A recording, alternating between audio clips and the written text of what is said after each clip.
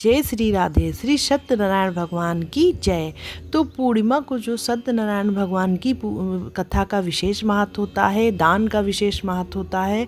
तो सत्यनारायण भगवान जी की हम पूर्णिमा को कथा सुनते हैं, या तो पंडित को बुला लेते हैं या फिर कम समय के अभाव में जो होता है तो हम स्वयं भी कथा पढ़ लेते हैं। तो किस तरीके से हम सत्यनारायण भगवान की घर पर विधिवत पूजा करें बिना पंडित को बुलाए, तो उसकी आज मैं वीडियो में आपको संपूर्ण जानकारी दूंगी। तो आपको एक लकड़ी की चौकी पर थोड़े से अक्षत डाल के आपको आसन बिछा देना है लाल पीले रंग का। और फिर आपके पास मूर्ति हो या भगवान जी की प्रतिमा फोटो हो तो आप स्थापित करिए। पीला वस्त्र पहना दीजिए, विष्णु भगवान को बहुत प्रिय है। चुनरी हो तो पीली चुनरी उड़ा दीजिए और कान्हा जी को विराजमान करिए। और श्री लक्ष्मी गणेश जी को जरूर विराजमान करना है, गौरी माता को, क्योंकि विष्णु भगवान जी की पूजा है तो लक्ष्मी जी को जरूर बैठाइए।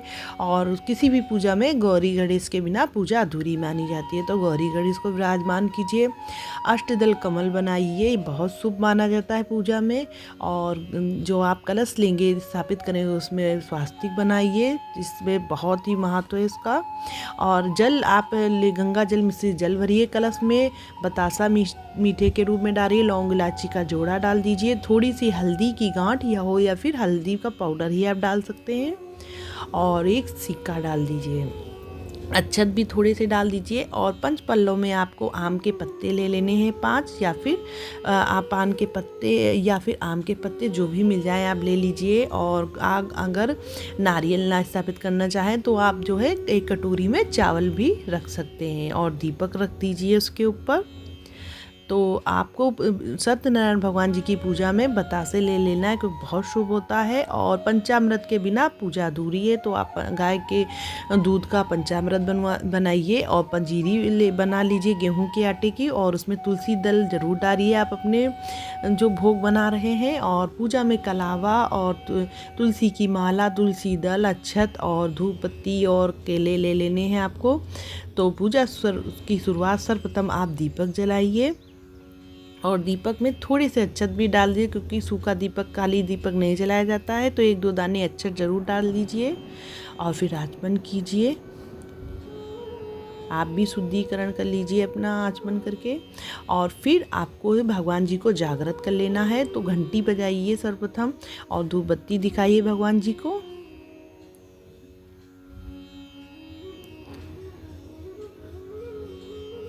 और आपको तिलक लगा देना है भगवान जी को। तो आपको ये एक बात ध्यान रखनी है कि गणेश जी को तो सिंदूर का ही तिलक लगाते हैं, माता सभी माताओं को जो देवी माता हैं तो उनको हम सिंदूर का तिलक, और विष्णु जी को जो तिलक है आपको हल्दी और चंदन का ही लगाना है, क्योंकि विष्णु भगवान जी जो हैं उन्हें पीला रंग बहुत प्रिय है, हल्दी चंदन बहुत प्रिय है, तो उनको आप हल्दी चंदन का तिलक लगाइए।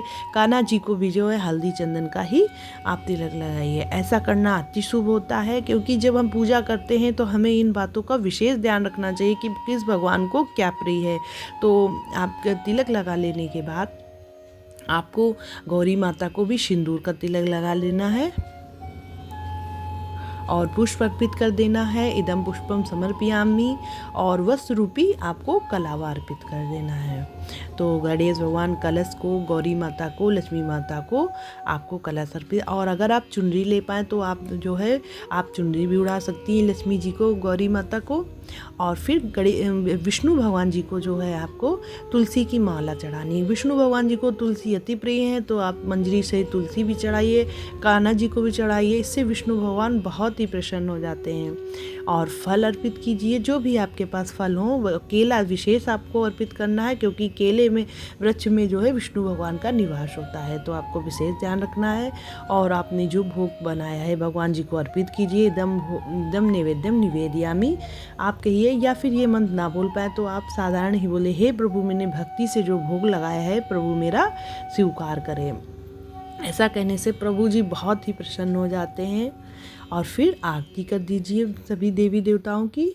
और फिर सत्यनारायण जी की जो कथा आती है तो पुस्तक उस पर टीका लगा के आपको कथा सुन लेनी है सत्यनारायण भगवान जी की। बहुत ही अच्छी कथा है। और आपको फिर आरती कर लेना है। तो श्री लक्ष्मी रमणा की बहुत ही अच्छी आरती है, जो आपको बहुत ही अच्छे मधुर ध्वनि से आपको गा लेना है भगवान जी की आरती।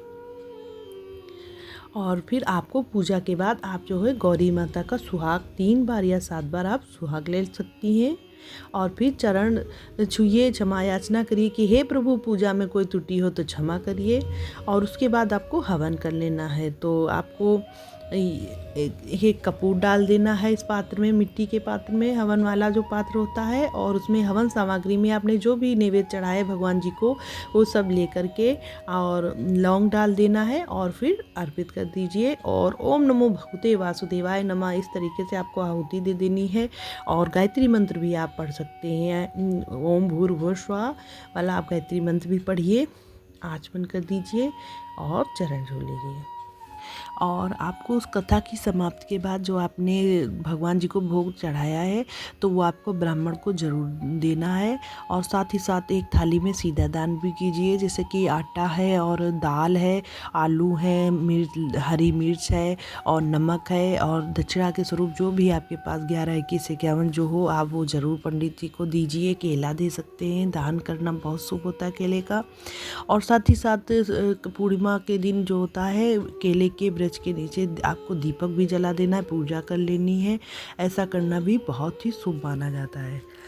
तो कथा की जो संपूर्ण विधि है और मैं जिस तरीके से कथा करती हूँ, सुनती हूँ और जिस तरीके से मैं पूजा करती हूँ मैंने आपको बताई। अगर आपको मेरी वीडियो अच्छी लगे तो प्लीज़ लाइक से सब्सक्राइब करना ना भूलें। अगर आप सब सहयोग करेंगे तो मैं आपको इस ऐसे और भी अच्छी अच्छी जानकारी देती रहूँगी जो भी पूजा से संबंधित है। तो प्लीज़ मेरे चैनल को लाइक से सब्सक्राइब करना ना भूलें। धन्यवाद।